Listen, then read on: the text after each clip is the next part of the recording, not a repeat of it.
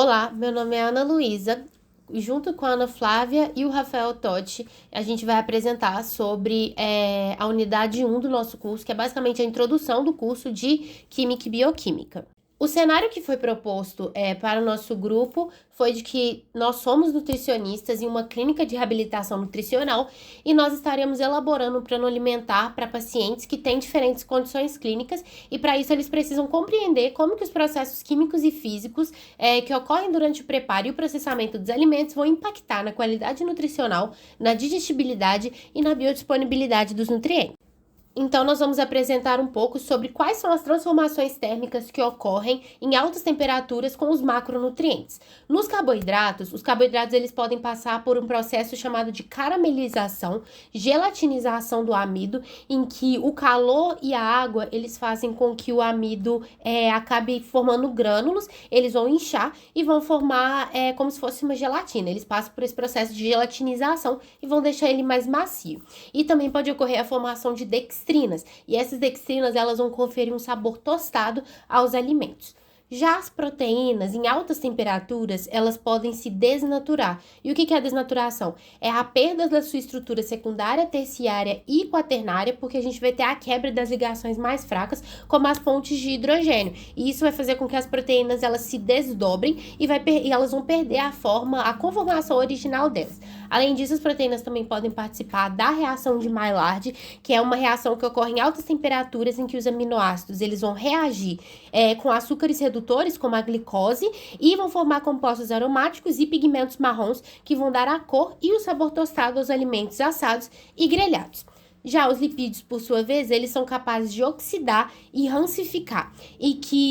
Como que isso vai acontecer, né? Na oxidação, os ácidos graxos insaturados, eles vão reagir com o oxigênio, vão formar radicais livres e compostos voláteis e vão formar meio que um odor e um sabor rançoso aos alimentos. Em altas temperaturas também, esses lipídios, eles podem, os ácidos graxos cis, eles podem virar trans e, além disso, a gente pode ter a decomposição dos triglicerídeos, que formando compostos tóxicos, e um desses compostos tóxicos é a acroleína.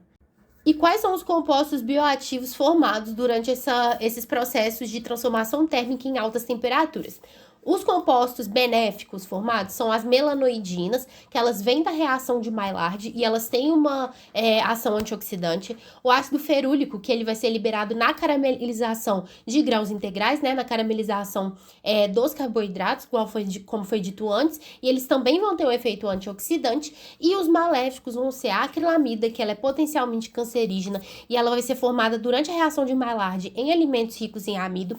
As aminas heterocíclicas e hidrocarbonetos aromáticos policíclicos, que vão ser gerados na queima de proteínas, como em carnes grelhadas ou carnes chamuscadas. A acroleína, que também já foi citada antes, que é um composto tóxico, formada na degradação de óleos, especialmente se reutilizados ou superaquecidos, e as gorduras trans, que são formadas por hidrogenação ou superaquecimento de óleos e estão associadas a doenças cardiovasculares. Agora falando um pouco da biodisponibilidade e interações químicas em alimentos. O espinafre, ele é um alimento rico em ferro, só que a absorção de ferro desse alimento é muito baixa. E por que isso acontece? Porque o espinafre, ele é rico em ferro não M, que é o ferro com carga mais 3. E o ferro não M, ele tem uma baixa disponibilidade no nosso corpo. E junto a isso, o espinafre também vai ter um composto químico que é chamado de oxalato, que vai formar um complexo insolúvel com ferro, o que vai dificultar a sua absorção intestinal. E como que a gente pode melhorar a absorção do ferro? Consumir o espinafre, né, alimentos ricos em ferro no geral, junto com a vitamina C. E a vitamina C ela pode ser encontrada em suco de limão e suco de laranja. Por quê? Porque a vitamina C ela é capaz de reduzir o ferro não M em ferro M, o que vai tornar esse ferro mais absorvível para as células intestinais, além de que ela vai formar compostos solúveis com esse ferro, ao contrário do oxalato que formava um complexo insolúvel. Bom, agora falando sobre a conservação de vitaminas, nós pegamos um artigo que basicamente pegou diferentes tipos de vitaminas e testaram elas em diferentes tipos de cocção ou de conservação de alimentos para ver a volatilidade delas. Então, primeiro a gente tem a vitamina C, que é o ácido ascórbico. É uma vitamina muito degradável quimicamente por causa da oxidação. Então, em diferentes condições, ela é muito instável. Além disso, a gente tem a vitamina A. Ela é uma vitamina estável em temperatura e condições, assim, ideais, em temperatura ambiente, em uma atmosfera inerte, mas em altas temperaturas ela perde rapidamente sua atividade. Então, em processo de cocção, de fervura, por exemplo, ela pode rapidamente perder a sua atividade. E isso se dá por causa da sua estrutura altamente insaturada. Então, isso gera uma sensibilidade ao calor, ao oxigênio e à luz. Além disso, a gente tem a vitamina B1, que é a tiamina.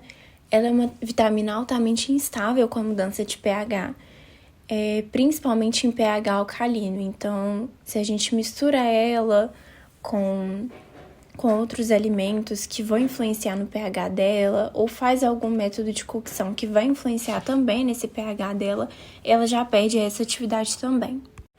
E aí a gente entra na questão de como evitar essas perdas. Nesse artigo que eu citei, eles fizeram diferentes técnicas, diferentes métodos para analisar qual forma seria melhor. Então, falando sobre o branqueamento, eles fizeram 3 tipos de etapas de branqueamento.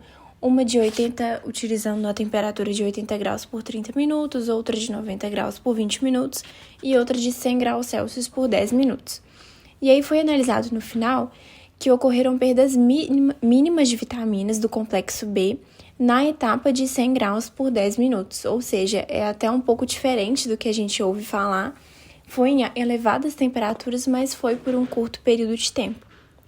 E além de, então a gente pode concluir que o branqueamento pode ser benéfico para a retenção de nutrientes, mas em altas temperaturas por um curto período de tempo.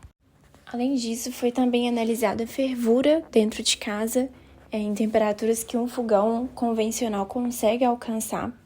Então, foi feita essa simulação de fervura e foi observado que ela não é capaz de degradar nem 1%, mas do ácido fólico. Eles não concluíram sobre outras vitaminas, mas é importante salientar que foi somente do ácido fólico que eles conseguiram essa conclusão. Então, não são todas as vitaminas que suportam essas condições, principalmente vitaminas que são mais instáveis, né, como as citadas. E, por fim, eles analisaram o cozimento a vapor. É um método, assim, de maior valia para quem quer manter as vitaminas e os minerais do alimento, porque as vitaminas hidrossolúveis, elas sofrem um maior impacto quando elas são manuseadas com muita água, como a fervura, por exemplo. Devido ao processo de lixiviação. Então, coloca o alimento ali na água, ele vai sendo lavado e durante essa lavagem, as vitaminas e os minerais vão saindo também. Então, métodos que utilizam menos água, como cozimento a vapor, ele é considerado mais benéfico para evitar essas perdas de vitamina. A próxima atividade envolve a análise de um prato com arroz integral, couve, feijão preto e laranja, e pede para a gente analisar interações positivas e negativas quanto à absorção e biodisponibilidade de nutrientes. Quanto à interação positiva, uma interação que pode ser observada é a interação da vitamina C com a absorção do ferro, porque o ferro não M presente na couve, ele é reduzido pelo ácido ascórbico, ou seja, pela vitamina C, a ferro M. E o ferro M é a forma do ferro que pode ser aproveitada pelos tecidos do nosso organismo. Por outro lado, uma interação negativa que ocorre entre químicos dessa refeição são a interação dos fitatos presentes no arroz integral e no feijão preto com os minerais de toda a refeição, inclusive o próprio arroz integral e o feijão preto. Basicamente, os fitatos, como por exemplo o ácido fítico, formam quelatos com os minerais, como por exemplo manganês, ferro, cálcio e o zinco. E esses quelatos tornam esses minerais não absorvíveis pelos nossos enterócitos. Desse modo, a biodisponibilidade desses nutrientes, desses minerais, se torna inferior. Portanto, é possível concluir que a compreensão das transformações químicas nos alimentos é essencial para melhorar a absorção e conservação de nutrientes. Técnicas simples, como combinar alimentos, demoler grãos, controlar o cozimento, tornam a alimentação mais eficaz e segura, especialmente em contextos clínicos. Muito obrigado pela atenção. Até a próxima.